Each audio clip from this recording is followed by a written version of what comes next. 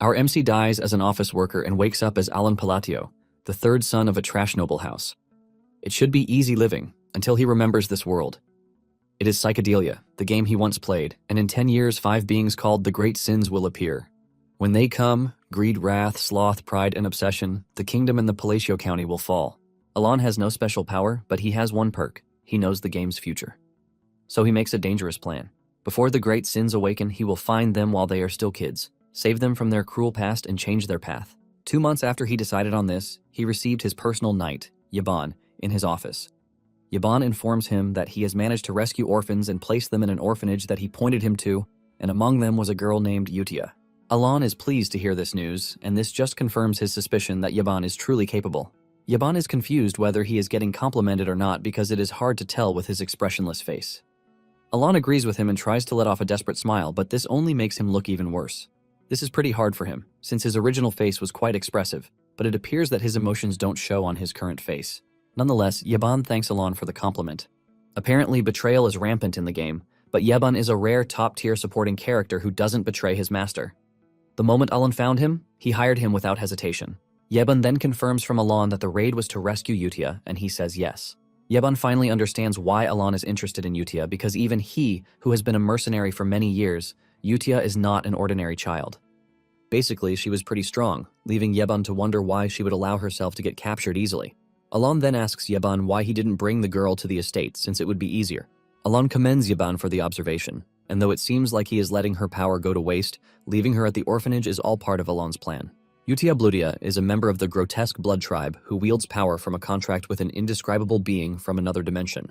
Utia later grew up to become the sin of wrath among the 5 great sins. She was given a title that made her seem like a monster that deserved nothing but death. She was a monster who caused hundreds of deaths, but if she manages to grow up peacefully, she won't take part in the destruction. To Alon, he has managed to remove the first landmine, and since he can't give his real reason, he decides to give Yaban a fake reason for leaving Utia there. Alon comes up with a stupid reason, and Yaban believes him. Alon mentions that the time is not yet right, and he tells Yaban to make sure that no one else knows about what they are doing. He also orders Yaban to provide anything that the orphanage needs for them. Alon then passes a letter to Yaban, telling him to give it to Utia. Yaban asks if the letter is important, and Alon says it is a letter to help Utia settle in. Alon believes that the letter would be great to calm her down, since she went through a harsh human experiment. Yaban is impressed that his master even wrote a letter, and he promised to safely deliver it. Even though he doesn't know if the letter will calm Utia down, Alon believes that he has to try first. Apparently, he mixed the real message inside the pleasantries that he wrote in the letter. This was something he heard dozens of times while replaying the game. It was a calming message from the Archbishop that helps with the sin of wrath. However, this message came too late in the game, but Alon believes that sending Utia the message early should help put her in the right direction. Alon cannot believe that he is trying to befriend a monster, but since they worship a being from another world, he believes that it should work. When Utia receives the letter, she takes a moment to read it, and in that moment, Yaban can feel the immense magical power coming from her body, which is quite absurd. She is basically a strange child, totally devoid of emotions. Utia then asks Yaban if Alon was truly the one who sent the letter, and with fear creeping through his body, Yaban says yes. Utia lets off a really terrifying aura before asking Yaban why Alon himself didn't show up. Yaban cannot believe that the girl is already at the peak level at her age, which is why her mana can be visualized. Yaban then tells Utia that Alon said the time is not right yet. After hearing this, Utia finally calms down, and this is also thanks to the hidden message that Alon put in the letter. Utia knows that it is something only someone worthy of being her master can know of. With a joyous face and overwhelming aura, she mentions that she finally understands her master's will. Meanwhile, Alon, in his bed, is thinking of how he can make sure that he gets the next person on the list to help increase his seemingly short life. Soon afterward, Alon is in the library, trying to get clues on the third sin when Yaban rushes in to tell him that he has managed to rescue the second sin that he mentioned. Even though he looks utterly exhausted, Alon asks Yaban if he treated the kid right. Yaban assures him that he did everything he asked after he rescued the kid from the illegal slave market. Suddenly, Alon's trash big brother Tonio enters the room and wastes no time using Alon as his footmat. He expresses his shock that someone as dull as Alon has decided to read books in the library. Alon keeps mute, but this pisses Tonio off, and he screams at Alon, telling him to give a reply when he is being talked to by his elders. Alon cannot believe that the former owner of the body managed to survive this long because Tonio is always picking fights. Alon would have preferred to fight back at him, but he knows better. He quickly bows his head like a slave, telling Tonio that he would like to simply excuse himself from the library since his big brother wants to use it. Tonio laughs at Alon, saying he has finally known his place. Suddenly, a knife comes flying toward them, and it narrowly misses Tonyo's head. It turns out that the knife came directly from the eldest son, Leo. Leo talks about how he doesn't want any racket early in the morning. The tension between the two immediately toughens up as they start threatening to kill each other. Alon gently crawls away from the two since he doesn't want any of their beef. The family was nothing but a side character that got wiped out very early, and even though they are a powerful family, the two Trash brothers were always locked in a fierce battle for who was going to become the head of the house. One is known as the King of the Flesh, while the other is the King of Drugs. Basically, the two are the kings of the underworld, and no one who wants to live a good life will dare mess with them. Alon manages to crawl out of the room while the two are turning everything upside down. Alon figures out that the best thing for him is to live as an incompetent trash if he ever wants to live long. Alon returns to his room and gets on his couch to rest. On the other hand, Yaban wonders how such an incompetent-looking person like Alon is able to uncover human experiments. Alon is someone who looks really frail, who can't even take care of himself. But for some reason, he knows about secret foreign affairs. Nonetheless, he considers Alon a really peculiar person. The last child he rescued is considered really dangerous, with powers that are considered to be world-ending. Basically, he was rescued in the kingdom of Kallian, where there was an illegal slave market. With this, Alon has been able to rescue the second sin, Deus. After Deus was sold into slavery, he was abused and passed around endlessly. Because of this, he ended up becoming the sin of sloth, which is among the 5 great sins. After Deus lost it, he wiped out kingdoms in the most horrific way that one wouldn't even think is possible. Even most players were traumatized by how cruel Deus was in terminating his enemies. Because of how dangerous he was, Alon told Yaban to treat him gently. Yaban then asks Alon if the letter he sent to Yudia is about the second child, and Alon confirms this. In addition to the important message in the recent letter, he also added extra important information to it. Alon had told Yutia to take care of the child because he was frail, and just as her master ordered, Yutia did the right thing. She walks up to Deus to help him out of his desperate mental situation while telling him that he has been chosen by a great person. Yutia told Deus that he would get his revenge against those who wronged him if he could serve Alon with the utmost loyalty. With Yutia's help, Deus is able to unleash his power but also keep it under control. Alon, on the other hand, is panicking because he doesn't know where the third boss is. Suddenly, Yeban enters the room to tell Alon that the second son, Tonyo, is dead. This genuinely shocks Alon because Tonyo shouldn't be dead yet. In no time, a funeral is arranged for Tonyo, and even in the hall, their father is seen having fun with girls, as if he is not bothered that his son just died. On the other hand, Alon finds it really suspicious that Tonyo died from an accidental fall because it didn't happen that way in the game. In the game, Leo struggled before he could finally kill Tonyo. However, things are different because Alon can clearly see Leo laughing over Tonyo's corpse. Nonetheless, Alon believes that the only thing he needs to do is make sure he rounds up the 5 great sins. A year later, everything at the house seems to be more stable than ever, since there is no cause for succession, and Leo has also taken over his brother's drug trade. During that 1 year, Alon basically became pen friends with Yudia. They are always sending letters to each other, and because of how good everything is, the orphanage keeps getting a long list of donations. Yaban then tells Alon that he has found a clue concerning what he is looking for. Alon is pleased to hear this because it basically means an ancient record about the third boss. Alon is pleased that he has finally found the third boss. To Alon, it's a peaceful evening, but the same cannot be said at a certain drug distribution site. 2 high-ranking officers under Leo arrive at the warehouse to find dozens of their members drenched in their own pool of blood. The ones still alive begin killing themselves, as if they've lost control of their bodies. They push knives into their throats in the most horrific ways. The 2 officers soon find themselves sharing the same fate as their counterparts too. It turns out that the person behind this is Deus, and he is being supervised by Yutia. After they are done wiping out the bad guys, Deus asks Yutia if their actions even mean a thing, and Yutia assures him that it does.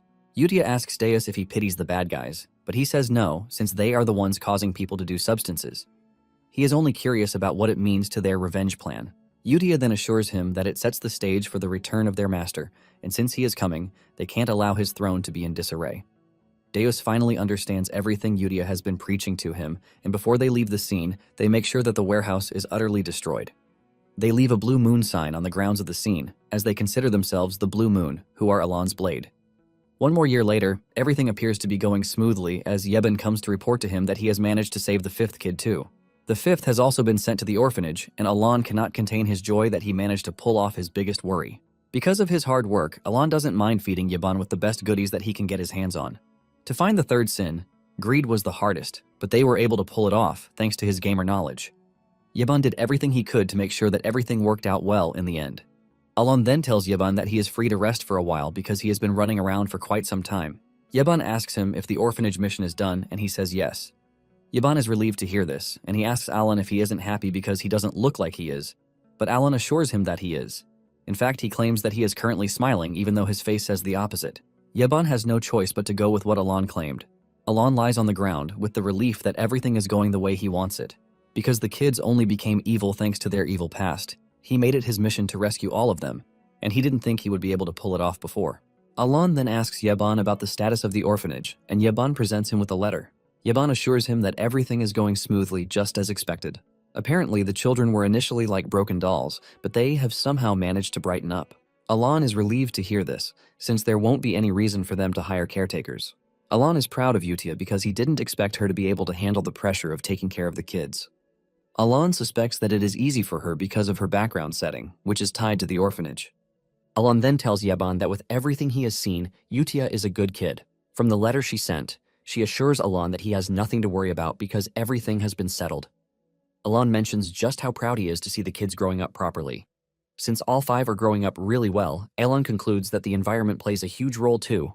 Yaban then asks Alan when he plans to meet the kids, since he said there would be a time for it. Deep down, Alan has no intention of meeting the kids in person. He knows it would be good to meet them in person so that they can get closer, but he is terrified of their personalities that he has seen while playing the game. Nonetheless, he believes that it should be fine, since he rescued them before their awakening. Alan then lies to Yaban, telling him that he might try to meet the kids later in the future. Now that he has pulled off the rescue, Alan believes that the next thing on his list is to learn a bit of self-defense skills. Since magic requires talent, Alan has just what it takes to learn it. Yaban then asks Alan if he has heard of the Blue Moon. Alan replies that he hasn't, and Yaban explains that they are a group that has recently gained popularity by hunting down criminal organizations. Since it sounds like cleaning up trash, Alan doesn't see any reason why it should be a problem. Since the Blue Moon is not part of the game story that Alan knows, he believes that it will go away in no time. Yaban then drops the bombshell, saying the group has killed nobles, which is why he believed Alan might know them. Upon hearing this, Alan tells Yaban to start sleeping in the room close to his. Meanwhile, the leader of Blue Moon, Yutia, is asking her members about the week's report. Xiaolang, the Sin of Pride, reports that she has taken care of the slave traders' heads. Before eliminating them, she promised to let them live if they could guess her eye color, but for obvious reasons they couldn't, which ultimately led to her killing them all. The Sin of Greed, Ryan then mentions that all the bodies were buried cleanly. And for the illegal experiments, Radan, the Sin of Obsession, has taken care of them all. Yutia is glad to hear this, since everything appears to be going just the way she wants it. She commends all of them, saying that they all exist for the glory of the Blue Moon. Just then, Radan mentions that there is a slight problem. The head of Avalon, the organization that they are targeting, is being ruled by Leo, the Count's eldest son. Apparently, Radan discovered a dangerous document when they were wiping out Avalon's base in the south. Basically, Leo is planning to terminate Alan after their father dies. When Yutia sees this, rage takes her over. 2 years later, Count Palatio, who has been sick, dies. The official report mentions that he died of cardiac arrest, but given his history of drug abuse, it is obvious what killed him. During the funeral proceedings, Leo learns that the Blue Moon has struck his business yet again. Alan hears his brother and his men talking about Blue Moon and realizes that they have finally started taking the organization seriously. Momentarily, the Count's funeral with 0 mourners ended very quietly. After the funeral, Yaban asks Alan what his next plan is. Yaban reminds him that by next year, Leo will inherit the title. Surprisingly, Alan tells Yaban that they are leaving the estate. This shocks Yaban, and Alan mentions that they are going south to a remote village called Rodmill. This is a remote village in the southern territory of the Palacio County. Without wasting time, Alan and Yaban got out of the mansion, and they were enjoying themselves in Rodmill until they were forced to return to the mansion just 3 days later. Something shocking and surprising has happened, and this is the death of the eldest son, Leo. Alan cannot believe that he is already back at the estate in just 3 days. Alan wonders why the eldest son is dead barely 3 days after he left. The cause of his death was a blade strike to the heart. However, the question of who killed him remains unanswered. Later on, Alan asks Yaban if he found anything unusual, and he says yes. Just then, Yaban asks Alan if he was the one who wiped out Avalon in one night. This question shocks Alan, and he finally realizes why the other nobles and guests present are scared to look him in the eye. On the day that Alan was going to Rodmill, Yaban asked Alan why he was not going to a city instead of a remote village. Deep down, Alan knows that the only place he can finalize his plan is in Rodmill, which is why he is heading there. Since he has saved the 5 great sins and prevented the world from getting destroyed, he believes that Rodmill is the right choice, since it has no connection to the original story. In addition, it even has a Palatio villa there. This is a separate house built apart from the main family residence. It is basically the perfect place to live leisurely as a noble. The only answer he gives Yaban is that there is a reason for everything. Yaban is tired of hearing this, as he tells Alon that he is always brushing things aside, but since he can't get the words out of his mouth, he just decides to let it be. It turns out that Leo was already planning to kill him, but since he is already leaving by himself, he decides to hold off on it.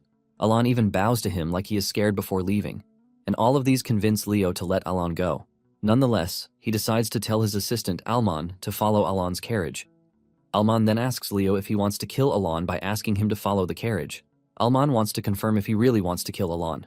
Leo is shocked to hear this because Alman has always been the one who follows any order without a word of complaint. Leo is surprised that Alman is asking questions. Leo screams at Alman, telling him that his only job is to follow the orders, but Alman suddenly pushes his sword into his chest. Leo is stunned, leaving him to ask Alman why he betrayed him.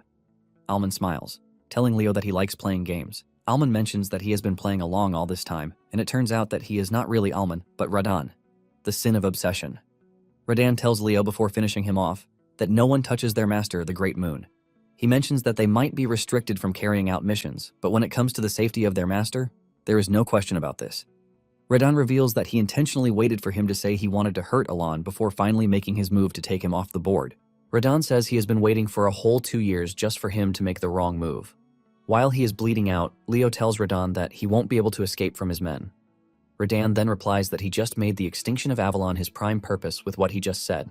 Radan shakes his head for Leo, saying that the Great Moon, Alon, really did give him a chance to live, but he ruined it. As usual, Alon woke up to a beautiful morning which he considers paradise because he can wake up anytime he wants, eat whenever he wants, and enjoy his life as a noble. Alon is enjoying himself so much that he thinks of starting a toast business. He is busy munching on delicious food when Yaban enters the room to tell him that he just got a message. Alon's food immediately becomes bitter when he reads the letter to find out that he is requested to return to the estate because his brother has just died. With just those simple words, his so-called paradise ended in just 3 days. In grief, he returned to the estate, and he noticed that everyone was reacting to him in a very weird way. This is when Yaban asks him when he became a mastermind, who was able to destroy Avalon. It finally dawns on Alon that he has found himself in some really crazy simulation. Alon then asks Yaban to explain the situation of how he became a mastermind to him. Yaban simply replies that he is the only one who stands to gain anything from the chaos. Yaban continues by saying Leo was murdered after they left the compound, which is a perfect alibi for him.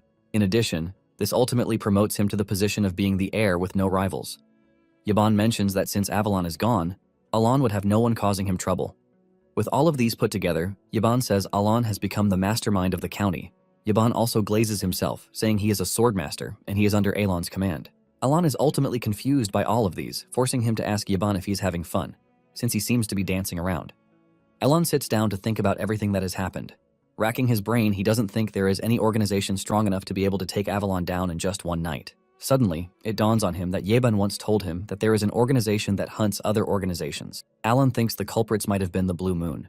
Yaban then tells Alon that with the information he got from the guild, there is no indication that Blue Moon is involved. Basically, the Blue Moon organization never leaves bodies, but they leave a mark. Avalon officials, on the other hand, were killed with the use of a sword. Alon finally realizes why they picked him as mastermind because he has an assistant who wields a sword. Since the Blue Moon didn't appear before the main story and there is no indication that they are the culprits, Alon starts to wonder who it might be. Later on, during their usual meetings, Yutia asks her colleagues if there were any traces of their involvement in what happened, but they assure her that there were none. The only thing they left behind were stacks of bodies, and they did everything the way Yutia wanted it. Yutia smiles because her plan worked out so well. This basically ended Avalon, the powerful organization that once held the Asteria Kingdom to ransom. All it took Yutia and her colleagues was 5 days to bring ruin to Avalon. Radan then tells Yutia that the cleanup is not entirely complete. Yutia asks him what he meant by this, and he explains that he found more nobles who are connected to Avalon. Apparently, the Altea Duchy appears to be the most involved culprit in everything. Without thinking twice, Yutia tells the group that it is required of them to quietly remove the threat. Yutia then asks her friends about the Information Guild, and they assure her that the guild doesn't have anything that links them to the whole annihilation. Basically, all the other guilds share the same view as the Information Guild because they are all calling it hell created by the Swordsmaster. Ryan then asks Yutia if they should maintain surveillance, and she tells them to do this. Yutia tells them how important it is that their master does not find out about everything happening. Deus mentions that Leo, who was Alon's brother, was the one who targeted him first. Yutia then says they can't justify what they did since they didn't get an order from Alon. Yutia reminds them that they are a sword, and they are not allowed to think on their own. Yutia says the blue moon only moves by order given, and in addition she warns them that their master knows everything. With this in mind, she urges them to always live to the standards set by their master and never disappoint him. Deus is surprised that Yudia, who is overwhelmingly powerful, is scared of Alon finding out about their exploits. Nonetheless, Deus cannot argue because everything they are doing is for Alon. A month later, Alon finds himself stuck with several chores. This is not the kind of life he envisioned for himself, but the life that chose him. Because of Leo's death, Alon has earned himself a bulk load of resentment. Surprisingly, Leo's death is not supposed to happen until 6 years later. Because of the entire family's sudden death, all the work fell back to Aelin. To make things worse, everyone is working so hard and delivering their projects right on time. Alon remembers that during his father's tenure they were all working like bugs. Unknown to him, the servants and workers are all working really hard to make sure that they don't get on his bad side and end up in a ditch somewhere.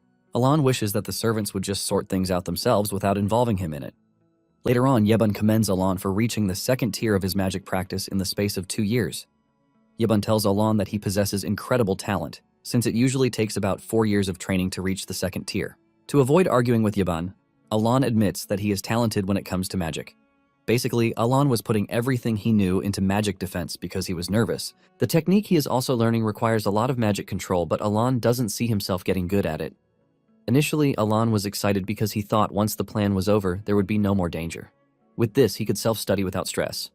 However, with the recent call for security, Alon has realized that his mana hole is really small. Basically, the mana hole one is born with is like an athlete's body time, which is fixed from birth. And when it comes to Alon's mana hole, it is quite small. It is too small because even his training can't cover it. Alon is thinking about his stressful life when Yebun informs him that a dance invitation has just arrived. Alon is surprised that he has been invited to a party dance, but he has no choice but to attend. Upon stepping into the hall, Alon complains that he is already tired. The party is a regular ball for networking among nobles, which is held in the southern region of the Asteria Kingdom. Alon also thinks of building connections with the ball party, since he will be the count soon enough. Alon figures out that having a good connection with other nobles might ensure his security in the future. Alon makes his move, but all of the nobles start to avoid him like he is some sort of disease. Yebun comforts him, telling him not to be upset, but Alon is not even upset. Alon already expected something like this to happen. Alon tells Yebun that he needs to excuse himself. Alon walks over to the drink table while thinking about his move, even though he is being avoided for being the black sheep. Alon is prepared to solve his current situation with the social skills that he claims he has secretly practiced. Upon picking up a wine cup, he walks to a lady while talking about how nice the drink is. He tells the woman that he would love to get some bottles to take home, and he tries to end the conversation with a smile, but just as expected, his smile looks horrible. With fear creeping through the lady's body, she tells Alon that she is going to tell her father to arrange it, and before Alon can say anything else, she runs off. Alon finds himself stranded, while the other guests in the house start whispering about how Alon must have threatened the innocent lady, forcing her to run away. In fact, they believe that Alon is worse than his late brothers. Alon tries to delude himself from the reality that the lady is scared of him, and he concludes that the lady must be shy. Yebun walks up to console Alon, and he mentions all the sacrifices he went through to try and make sure that everything comes out good. It finally dawns on him that the Palacio name is more dreadful than he even thought. Since the rumors have claimed that he had his brothers killed, he has automatically become the one person everyone doesn't want to associate with. Tired of the room, Alon tells Yebun that he needs to get some air. Meanwhile, Alon is being watched by a peculiar red-headed woman. Alon is reminiscing about his trash life on the balcony when a strange girl shows up, asking to speak with Alon. Alon is shocked that someone just spoke to him, and when he looks closely, it turns out to be Loria, the third daughter of the Altia ducal house. Alon is not entirely surprised that someone from the house is speaking to him. Alon remembers that the Altia family is one of the great villains of the game. They are basically the black sheep of the north. Alon figures out that whoever chose to speak to him is not an ordinary person.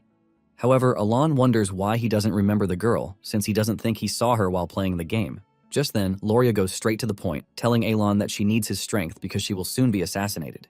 Alon is shocked to hear this, and the girl continues by saying that up until that moment, she has been under her father's protection because she is the daughter of his mistress. However, her father has fallen ill, and she fears that her sisters are going to terminate her. Alon finally realizes that it is all about survival, and then it dawns on him that he doesn't remember the girl because she died before the main story of the game began. Loria continues by pleading with Alon to help her, and Alon gives his reply, saying he is not going to help. Loria continues by saying she is not asking for his help for free. Loria promises Alon half of the duchy if he can help her. Alon ignores her, saying he is leaving. Alon admits that Loria is in a tight position, but at the same time, he will also be putting himself in danger if he helps her. Even if he wants to help, Alon knows that he can't because, unlike the rumor, he is just a talentless dude. Just as he is about to walk through the door, Alon's conscience stops him, and he turns around to talk to Loria. He tells her that something good will happen for her, and deep down, he hopes that she actually meets someone who can help her. Meanwhile, the Sins observing Alon have noticed that Loria has approached him, and they deduce that telling Yutia is the best option before acting. Ryan then tells Deus that he might not need to report the situation, since Loria is the only Altia who is not affiliated with the bad things that they are doing. This in turn excludes her from being Radon's target. Deus agrees that this makes things easier because the other Altias will be dealt with. Ryan mentions that Yutia has told them to make sure that all information flow is cut off to make sure that the Avalon incident never gets to Alon. Alon is walking through the hall by his lonesome self when he is suddenly approached by the redhead lady. Alon is initially confused whether he is the one being greeted or someone else. Alon nervously replies to the greetings, and with the way the girl is walking and her aura, Alon can see that she is a shady person. Alon tries to remember who she is because he has definitely seen her face in the game. In addition, he figures out that whoever talks to him isn't normal. Alon finally remembers her name, Kalia Zenonia, and he walks up to her to offer his greetings. Kalia is shocked to see that Alon actually knows who she is. Alon tells the lady that he knows her since she is quite a famous person. Apparently, there are 3 great houses in the kingdom of Asteria. The house to the north is House Altia. The house in the east is House Palacio, and in the west is the degenerates of Zenonia.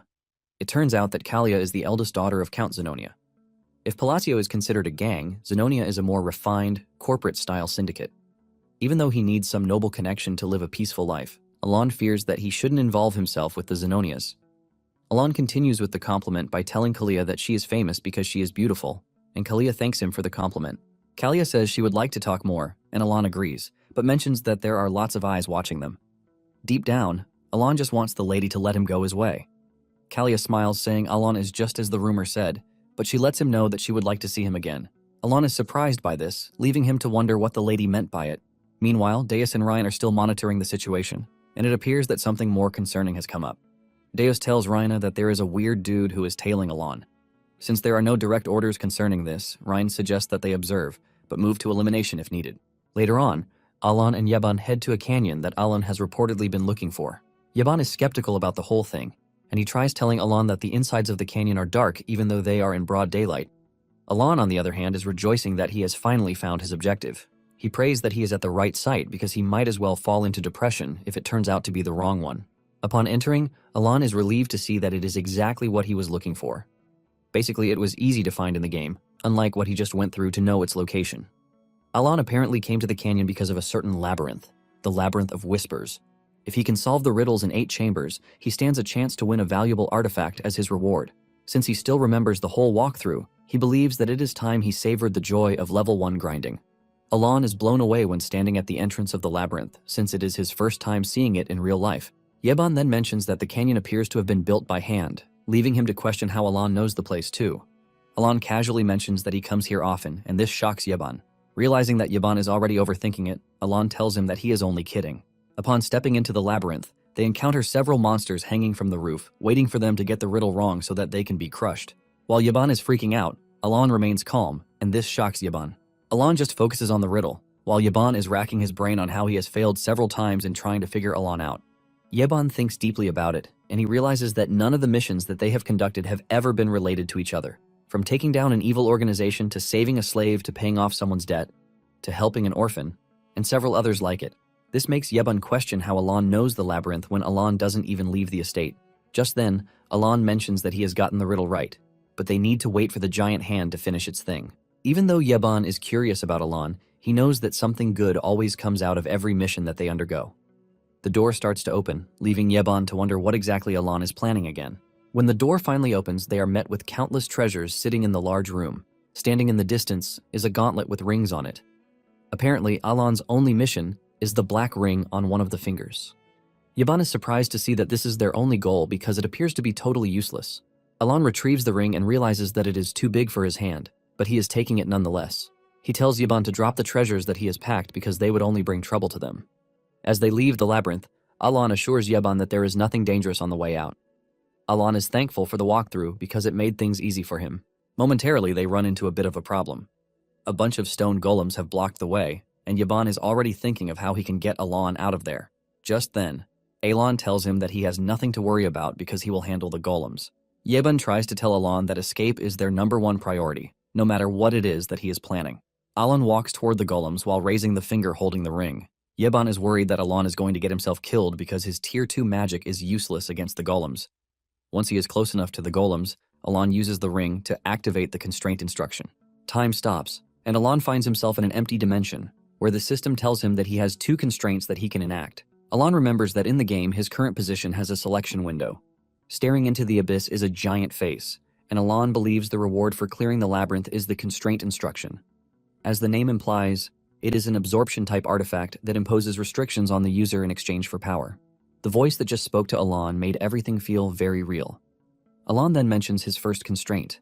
After reciting the spell, the being asks him what he plans to gain, and Alon mentions that he would like to twist the laws of the world a little further. Once he has laid his claim, the system grants his first constraint, and for his second constraint, he follows the same procedure, and the system asks him what he seeks by this. Alon simply replies that his request remains as just before. The being takes a minute before answering Alon, and Alon fears that he has messed things up. Alon knows that choosing both seals and words for the constraint gives the highest magic attack power.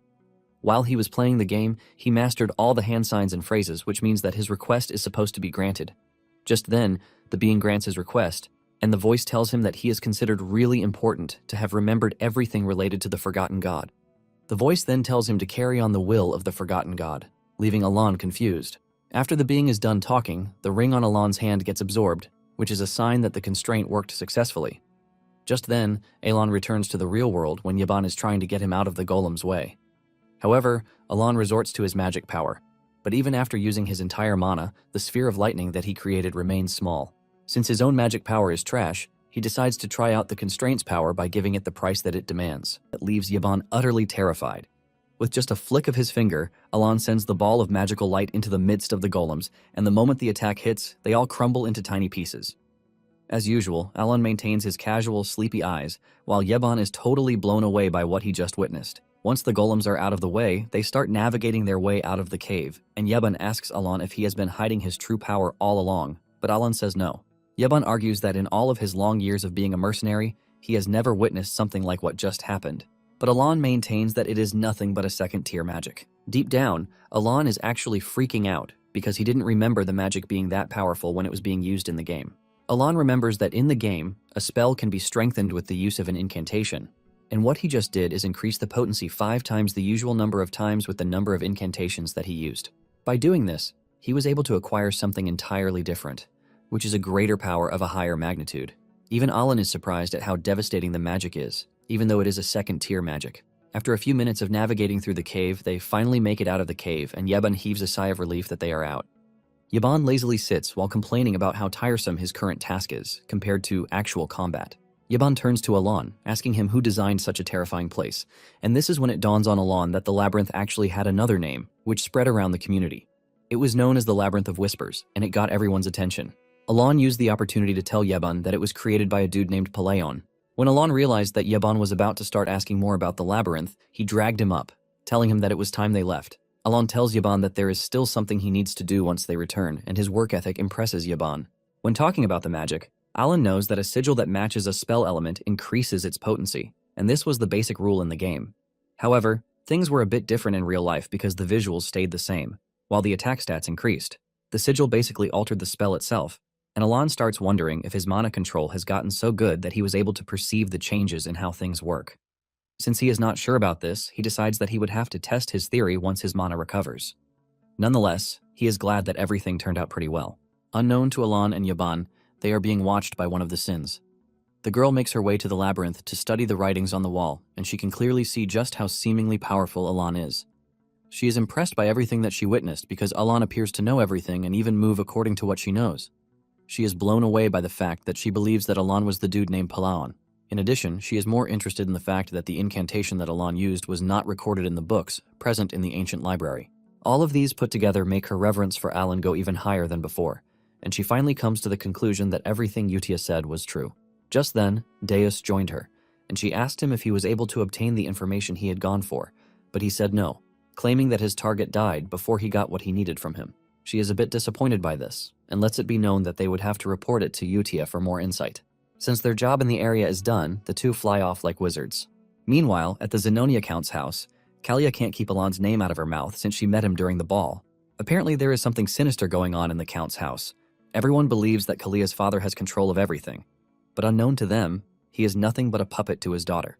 The main person running the house is none other than Kalia, while her father is just a figurehead. But her conversation with Alon leaves her suspicious that the dude has found out. She is still thinking about this when one of her attendants comes running to her, telling her that she needs to come to her room immediately.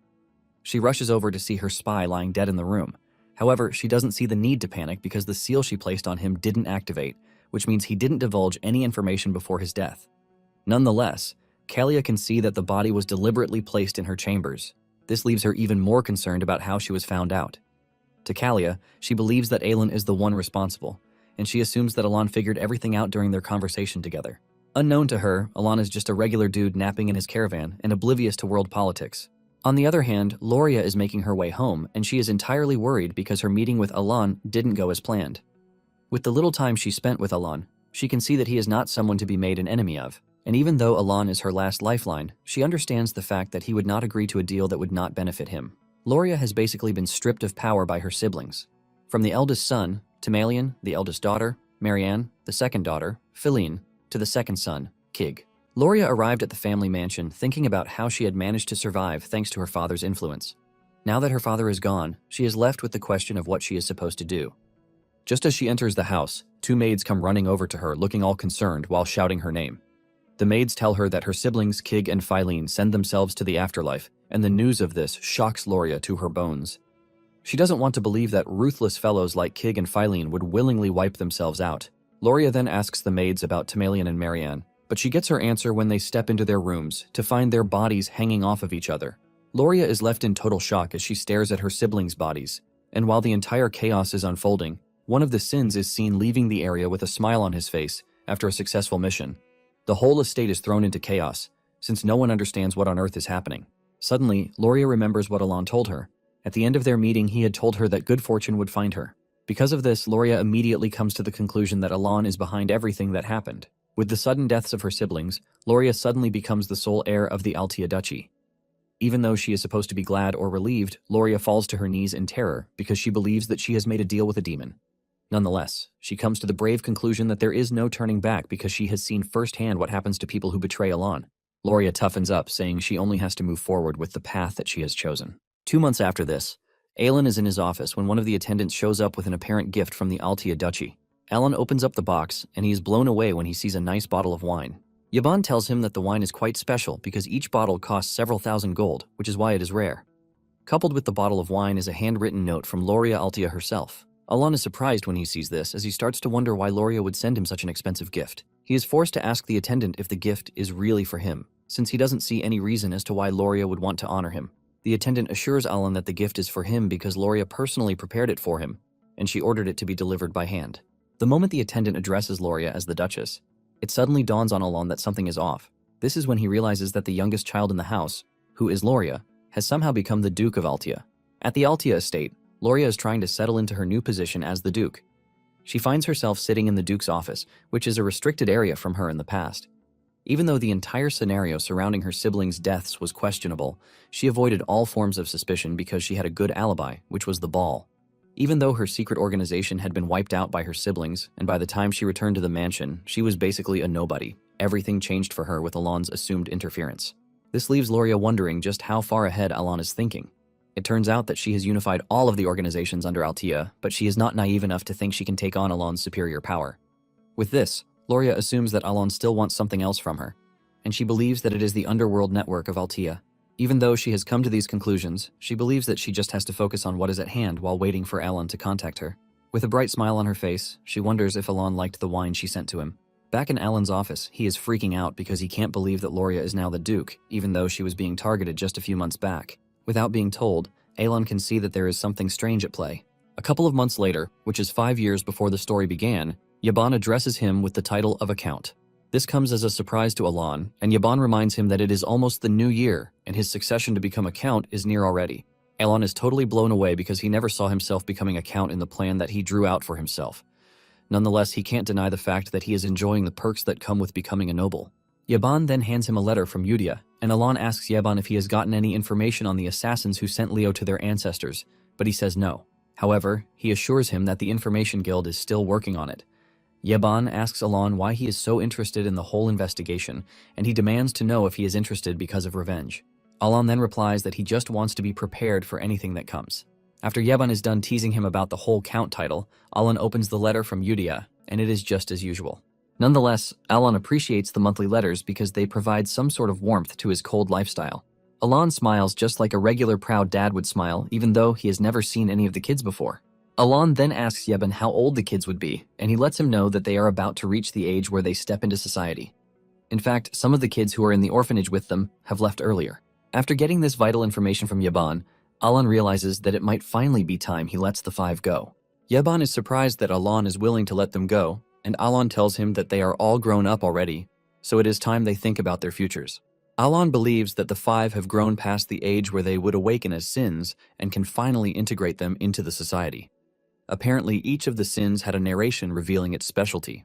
Yutia has the talent for faith, Deus has the talent for swordsmanship, Rhine has the talent for research, Siolang has the talent for combat, and Radan is special when it comes to leadership. Alon is convinced that they are going to shine if he can place them in the right positions and environment. Because of this, Alon decides that he is going to give each of them a gift, which is his plan from the start.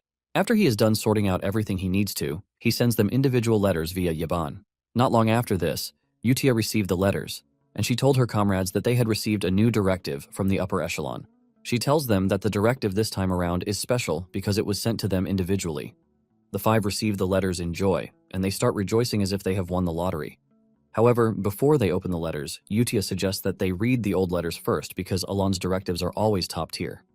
The others are surprised and impressed when they hear this because Yutia was the only one who got to read the letters before. Yutia believes that they all have the clearance to read the letters now, since they have received individual directives. Yutia opens one of the letters for them to see, and it is nothing but basic greetings. The other kids are confused because it sounds very ordinary, but Yutia kicks in quickly, telling them that Alon had told them from the beginning to disguise the letters as normal conversations. Yutia then shows them what she claims to be the first directive after the first greeting letters. Inside the letter, Alon told them how his second brother used him as a chair, and Yutia tells them that this is nothing but an elimination order for them. She also points to the part where Alon seemingly entrusted her with the Blue Moon organization. Yutia then tells her comrades that they are to read the letters just the way she did so that they can get the directives correctly and be able to effectively carry out their mission. Deus then cuts in, asking if it is not better for them to visit Alon in person if they are trying to avoid any leakage of information. Yutia then replies with a stern face and voice, telling Deus that their mission is to follow. This sends chills down Deus's spine, and he replies that he is fully aware of what is at stake. Since they have gotten this out of the way, Rina suggests that they read the new directive. Upon opening the letter, Deus realizes that he is being sent to Caliban, which is the land of knights. Rin, on the other hand, is told to head to Colony, which is basically a desert. The other two also check their letters, and they are sent to Raxas and Lartania, while Yutia is ordered to go to the Holy Kingdom of Rosario. Inside the letter, there are also instructions on what they are to do. Deus is surprised that he was told to become a knight, as he doesn't see any reason for this. Nonetheless, Alon has assured them that he would continue to sponsor them. In addition to that, Alon attached the location of a gift to the letter. Before they disperse, Yutia reminds them that mentioning the Blue Moon is utterly forbidden unless Alon himself mentions it first. With each of them honoring the directive, they get their affairs in order, and they depart to their respective designations. 3 months later, Alon is still researching the magic in the world, and he has not seen what he's looking for. Since he is stuck at a crossroads, he decides that he has to experiment with himself. Alon then remembers the assassins again, and he asks Yaban about them, but Yaban lets him know that there has been no progress yet. Deep down, Alon figures out that everything happening is a result of the butterfly effect of what he has done, and it has somewhat become uncontrollable. A clear example of this is Loria. She should have died, but she has suddenly become the Duchess of Altia, where she is now building up a terrifying power in the underworld. Alon then tells Yaban that there is no need for them to investigate the assassination again. Yaban is surprised to hear this, but Alon has figured out that it would be better if the whole situation remains unknown. He doesn't want to dig into anything that is going off-quest because he is trying to avoid any disastrous consequences. He knows for a fact that the secret organizations don't interfere unless something harms them, and he doesn't want to touch the hornet's nest. Yeban follows his boss's orders and assures him that he won't investigate again, but he lets him know that Deus has been knighted in Caliban. Alon takes the news with great joy because it is something worth celebrating. Barely 3 months after this, Yeban informs Alon that Deus has created a knight order.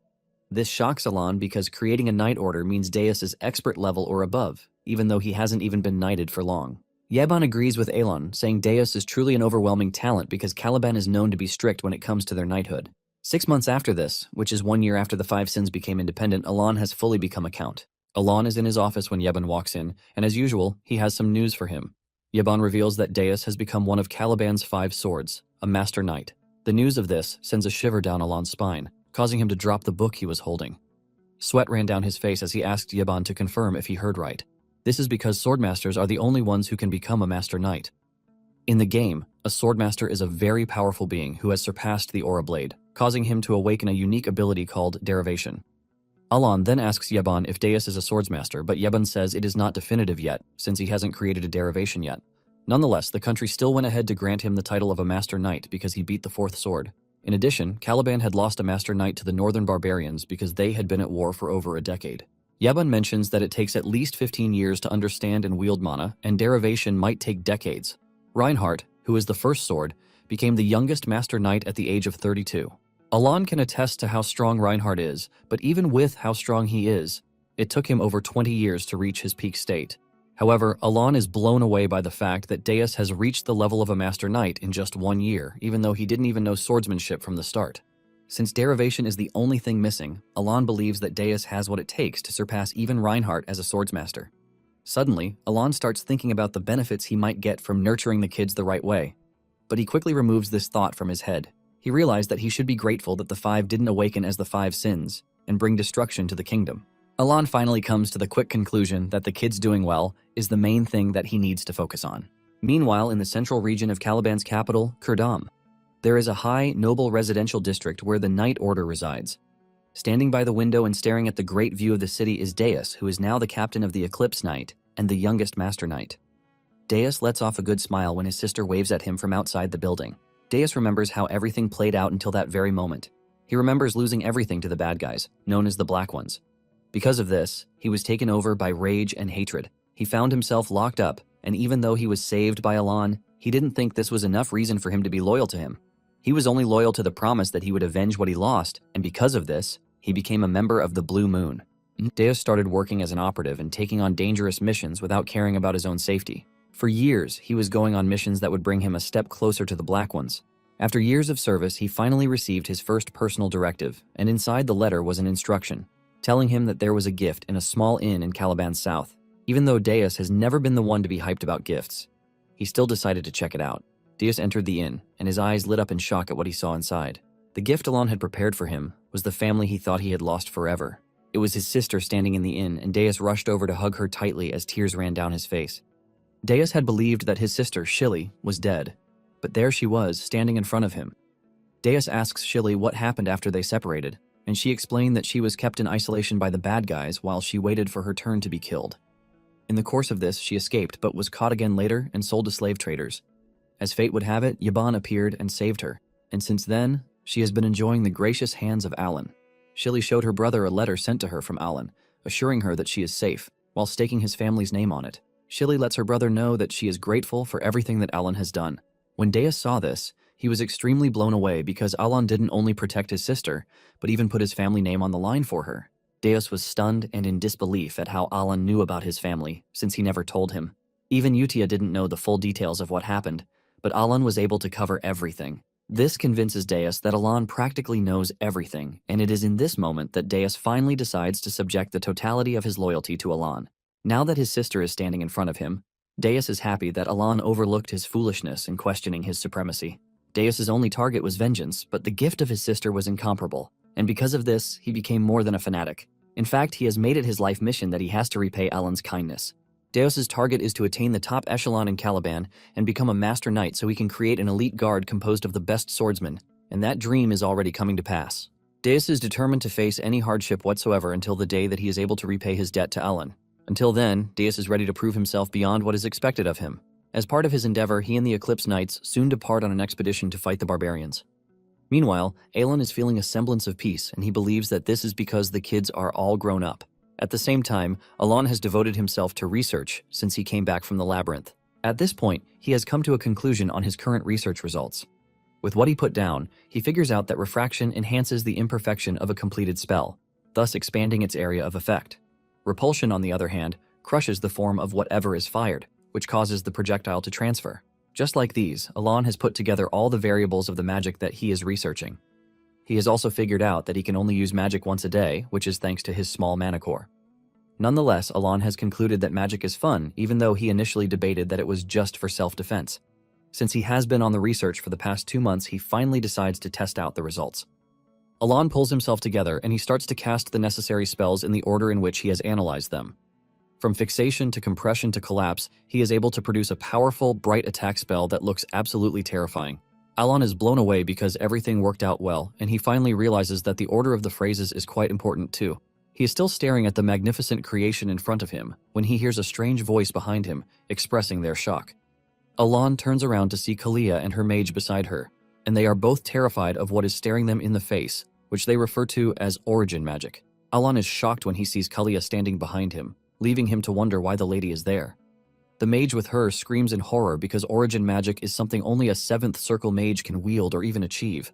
When Alon hears this, he is left confused as he starts to wonder if a low-level trash mage like himself is already being considered to be a 7th circle mage.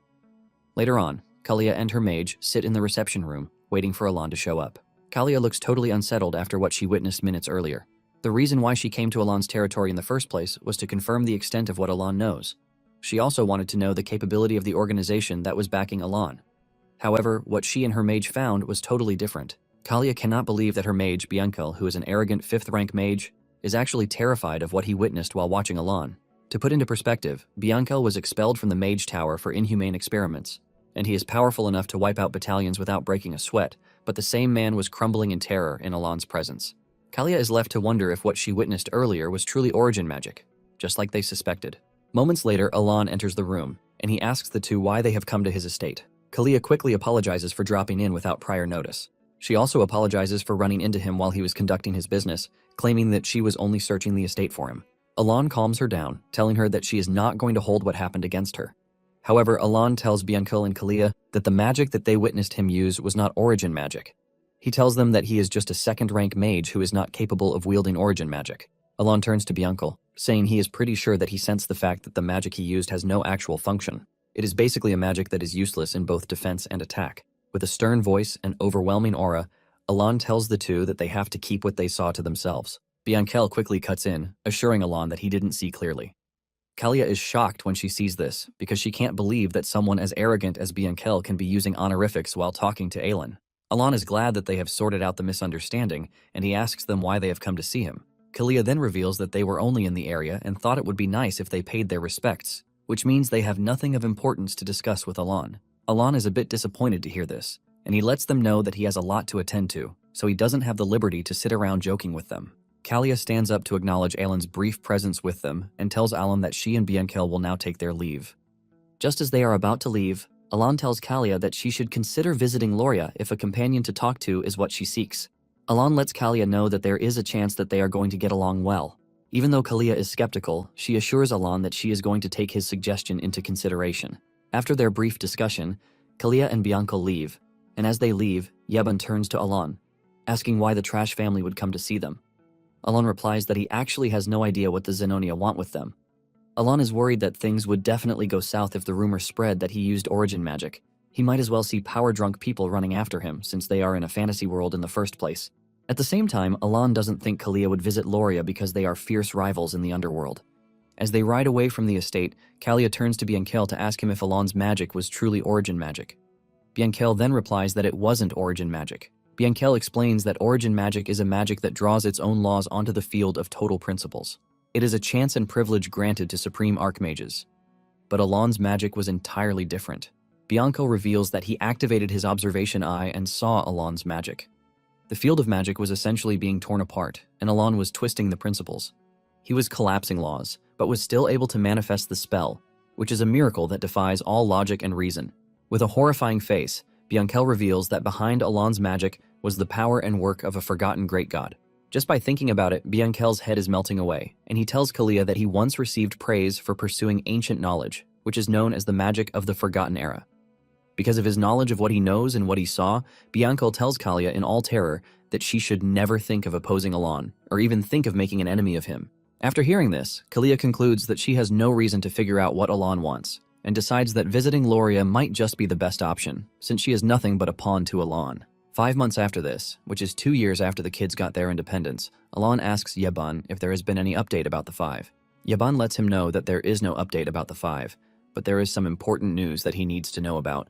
It turns out that the Zenonia County and Altia Ducal have formed an alliance, and the news of this shocks Alon. He doesn't want to believe that the two pillars of the underworld have come together. He holds his head in frustration that he managed to escape a calamity from the five sins. But the world is about to perish, thanks to the underworld alliance. It finally dawns on his dumb self that Kalia must have taken his advice the other day. Realizing that he might have messed up, Alon tries to delude himself with the fact that the alliance between the two would definitely not work because they have totally different characters. Nonetheless, he figures out that he has to prepare just in case.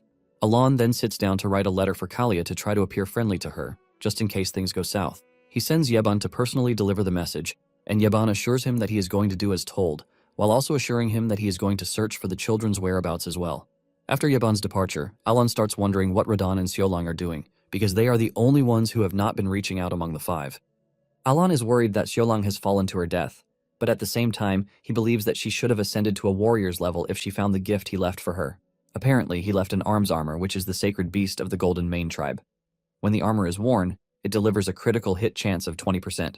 Alon is convinced that Xiaolong should be doing well because he even left a source of funds for her, and the land where he sent her is one where power can be seized through strength. Meanwhile, in the desert nation colony, Xiaolong is actually having the best of times. She found the arms dressing left for her as a gift, and she is entirely grateful for it. Everything she heard when she was a kid about the Golden Mane tribe appears to be true. She had heard about the heirloom, which has been passed down for hundreds of years, and it grants power and divine authority. Xiaolong obtained the heirloom, and she has faced all the trials and challenges presented by the heirloom. Even though it was tough, she was able to face every obstacle head-on because she could remember when she was saved by Alan's grace when she was still a mere test subject. By saving her, Alan gave her the power to be able to enact vengeance on the black dragon who wiped out her parents. Because of this, Xiaolong figures out that it is Alan's wish for her to become the greatest gladiator alive. In addition, she is expected to gather the scattered Golden Mane tribe and restore it to glory with the power she has been given. Hyped about everything she has been through, Xiaolong is finally ready to do what is needed for Alan, her savior and the Beastkin, while making sure she wipes out her nemesis, the Black Dragon. Later on, Yeban tells Alan that he has some information about Xiaolong. Apparently, she has been given a name, the Golden Flash, because of how she operates in colony. Alan is pleased to hear that Xiaolong is doing just fine. Alan then asks about Radan, but Yeban says there is a bit of info about him, even though they are not entirely sure if it is reliable. Suddenly, Alan turns to Yeban, asking him why he is lazing around when he is supposed to be busy. Yeban is confused when he hears this because he has basically finished everything that Alan ordered him to do. Alan then cuts in saying they need to prepare early because it takes about a month just to get to the magic tower, but this comes as news to Alan. Alan acts like a fool, asking Yeban if he didn't mention it to him. Yeban refuses to argue with him because he is already used to the way he does things. Yeban then mentions that it takes only weeks to reach the Green Magic Tower, but Elon corrects him, saying they are going to the Blue Magic Tower. Apparently, the Blue Magic Tower is near the Labyrinth City, and because it is far, Yeban decides to start getting their things ready. Alon crashes on the couch, thinking about the exhausting carriage journey that he is about to embark on. However, he has no choice because the item needed to support his small monocore is at the Blue Magic Tower. Alon can testify that the Labyrinth City is filled with loads of memories because he did a lot of grinding when he was playing the game. Apparently, the labyrinth in the center of the city was considered endless, but the deeper the player goes, the better items that can be gotten from there. Even though thousands of players devoted themselves to the labyrinth, no one ever reached the end of it. The group chat was always noisy with players complaining about how much they had tried to reach the end of the labyrinth to no avail. Just like in the game, relics and artifacts are discovered in the labyrinth, which is why certified magic appraisers are found in the city. This then reminds Alon of Rhine, who says she will be taking the appraiser exam anytime soon. Alon is confident that with the type of talent that she has, she is going to pass the exam pretty easily. At the same time, he is worried that the gift he left for Rena is too small, since it is nothing but an equipment appraisal. However, he is prepared to provide more support if the gift is deemed not enough. Talking about the Labyrinth City, Lartania, it is a city of mercenaries and explorers, which is governed by no one. Located in the city is a secret appraisal shop called Merd. Because of the quality services it provides, most of the shop's customers are nobles and A-rank explorers, and among the said nobles is the city lord himself. He is seen in the shop appraising what appears to be a flame-generating device, and the attendant is Rhine. Rhine is wearing a weird device on her face, and with this, she is able to tell the Lord what he is supposed to know about the device. The Lord is happy with her contribution as usual, and he praises her for it. After the Lord is gone, Rhine takes off the device and looks around the shop, since she is now alone. She narrates that the shop is famous, thanks to the distinctive service that it delivers, which is a gift for Alan. Apparently, in the letter he sent to her back then, he had told her to become an appraiser, but she didn't understand it at first. She knows that everything they are doing is to get rid of the bad guys, but she never saw any reason as to why she needed to become an appraiser. This was her conviction until she found the gift that was left behind for her by Alan. The relic given to her was known as the Eye of the Tail, which is a relic that quickly identifies items below a certain mana threshold to aid appraisal. Ryan was entirely blown away because what she saw was totally different from what appeared in the books stored in the library. After lifting the seals, the imprint came to life, and she realized that to defeat the bad guys, she had to upgrade the relic. She considered it an ability and a means to offer sacrifices, and since then, she has been working on the relic. With the time she has spent with the device, Ryan finally realized that Alan gave her a job only she could do, and she believed that everything she is doing is aimed toward the elimination of the Black Wolf. 3 weeks later, Alan and Yaban arrive at the Blue Tower, and they meet the tower's vice master, who tells them that the tower's master is currently not available. The vice master, Pitia Clint, tells them to state their business and get their asses out of the tower. The moment Alan sees her, he remembers her from the game. Apparently, she is a talented mage who went on to reach the 8th circle and even became the tower master in her early 20s. It is known that the magic tower possesses great combat power, and it monopolizes the production of specific necessities, which grants it the status equal to nobility. The authority of a vice master who has gone above humanity is considered godlike, but even with how scary everything appears to be, Alan casually introduces himself. Alan tells Pitia that he is there concerning the time rift because he can remove it. The time rift is a fissure connected to an unknown subspace, which is generated in places where magic is heavily used, and it creates anomalies that cause massive damage. The moment Alan stated his business, Pitia scanned his ability with her observation eyes, and she was disappointed with what she saw. She immediately tells Alan to leave, and this shocks him. Alan tries to argue, but Pitia flares up in anger, saying there are a bunch of people who have come to her saying the same thing. Alan refuses to back down, telling Pitia to just guide her to where the rift is. Pitia continues to remain defensive, and she assumes that Alan is looking for a big win to flip his already tarnished reputation. Pitia even gets angrier, and she unleashes a mana pressure that makes her look even scarier than before. Alan shrinks in fear, but he remembers that he is desperate and cannot give up. Alan steps forward, telling Pitia that he is going to sign over his entire fortune if he fails to remove the time rift. Pitia believes that Alan is still spewing trash, and Alan tells her that he is ready to swear a mana oath if that is what she wants. Alan points out the fact that this is not a bad deal for just a tiny moment of her time, and after thinking it over, she agrees. Pitia then takes Alan to the room where the rift is located, and she reminds him that all of his fortune is hers if he fails to remove the rift. Alan smiles, assuring Pitia that it will never happen. Deep down, Pitia wonders if Alan is just plain stupid or brave, but she is convinced that he is stupid. When talking about time rifts, there is usually no reason to close them before, since they spit out artifacts and vanish naturally after 3 months. Because of this, research on the time rift stopped, and no mage has ever closed one manually, but the Blue Magic Tower has been struggling with the time rift in their building for over 2 years. Now standing in front of the time rift, Alan takes a moment to watch it, and Pitia makes fun of him, suggesting that he leave since he can't do anything about it. Just then, Pitia notices that Alan is holding his hand, which is a method of using one's hand as a medium. Pitia remembers that ancient magic tomes mention this, and it is nothing but a legend. Pitia believes that Alan is just messing around, and she mocks him, telling him to stop playing around. Suddenly, everything goes blank, and Pitia realizes that everything has stopped moving.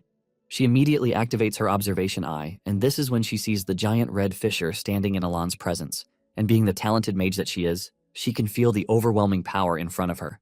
Before she knows it, she finds herself under the influence of the greater power staring her in the eyes. The overwhelming being moves closer to her and makes its demand known to her, and as sweat runs down her face, she agrees to the said demands. By the time everything clears out, the rift has closed, and Alan is standing in the distance casually, just like he always does. In his hand is also the relic that he came for, and he is pleased that everything went smoothly and easily. He turns to Pitia to tell her that he is going to take the relic, and instead of her usual mean self, Pitia appears to be totally meek. She tells Alan that he is free to do whatever he wants, and she promises not to tell anyone about it. Alan is confused, and he assumes that his bluff failed to work on the girl. Alan then walks toward her, but she quickly moves backward while assuring Alan that she can keep a secret. Alan is surprised to see the lady acting so strangely, but he ignores her and tells Yeben that it is time they leave. Suddenly, Pitia stops him, telling him that she has a mana recovery potion for him, and it was personally made by her. Alan is blown away by the fact that he is getting a potion that was made by the tower's vice master herself. Alan is still checking out the potion when Pitia moves closer to ask him if he likes it. This leaves Alan even more confused because he doesn't want to believe that Pitia is doing all of these because she is thankful for the fact that he helped close the gate. Pidia continues acting weird as she tells Alon that she is going to make sure she follows the request that Aelin made. In fact, she is ready to take a mana oath if that will make Aelin believe her. Before Alon can call her attention to the fact that she is misunderstanding things, Pidia has activated the oath process. And while under oath, she swears to keep everything to herself. With this, Alon concluded his business at the Blue Magic Tower, and he acquired the relic he wanted with 5 bottles of potion and an oath. As they ride away from the tower, Yebun stares at the relic, which is not more than a bracelet, and he asks Alon if this is all that he went for. Even though it doesn't seem like much, Alon assures Yebun that he really needs the bracelet. It is known as the Seal of the Unholy One, and it has a gem embedded in it that can absorb and store mana from the atmosphere. Alon is happy that the device is working perfectly, and even though the storage space isn't much, it is more than enough to compensate for his mana hole. Alon believes that it is enough for him since his goal is magical research and self-preservation, not fighting. Suddenly, it dawns on him that it is quite strange the way Pidia acted towards him before he left the tower. The level of respect she awarded him at some point left Alon to wonder if Pidia was making fun of him. Alon remembers that it was just like that when Kalia saw him the last time. However, he doesn't think he has anything to worry about, since he believes that he won't see any of them again. Meanwhile, in Altea, Loria is hosting Kalia. The two exchange pleasantries with no sign of bad blood between them, all thanks to Alon's influence. Kalia is glad that she followed Alon's advice and came to see Loria. It was during their conversation that they both realized that Alon was far ahead of them. Nonetheless, it was basically an alliance that was formed thanks to Alon's command. The two had no choice but to work together synonymously, since they were both beneath Alon, and a power struggle would be ultimately useless. Loria then asks Kalia why she has come to visit her even though their scheduled conference is the following month. Kalia then reveals that Alon sent a letter regarding her last visit. Kalia shows Loria the letter, and in the letter, Alon talks about Kalia's last visit to the manor and how things played out. He adds that a few other nobles have grumbled to him about it too, and judging from the letter, it appears to be a regular apology letter, but the girls believe that there is a hidden message in it. Since they have come to this conclusion, the two believe that it would be better if they discuss it. The two waste no time dissecting the nobles that they have in the kingdom and which faction they belong to. After so much thought into it, the two come to the same conclusion that Alon doesn't like all of the nobles and their useless factions. With this in mind, they assume that Alon wants to kill all of the nobles. The two ladies believe that Alon wants to rid the kingdom of the existing nobles and create a new regime. The two basically overthink everything and come to the same conclusion that Alon wants to be at the very top. Since they have been eager to help him, they start discussing their plans. Meanwhile, at the Blue Magic Tower, the Tower Master has arrived and he demands to know all of the details surrounding Alon's visit. At the same time, Alon is only worried about how he wants to get home quickly so he can receive Utia's monthly letter.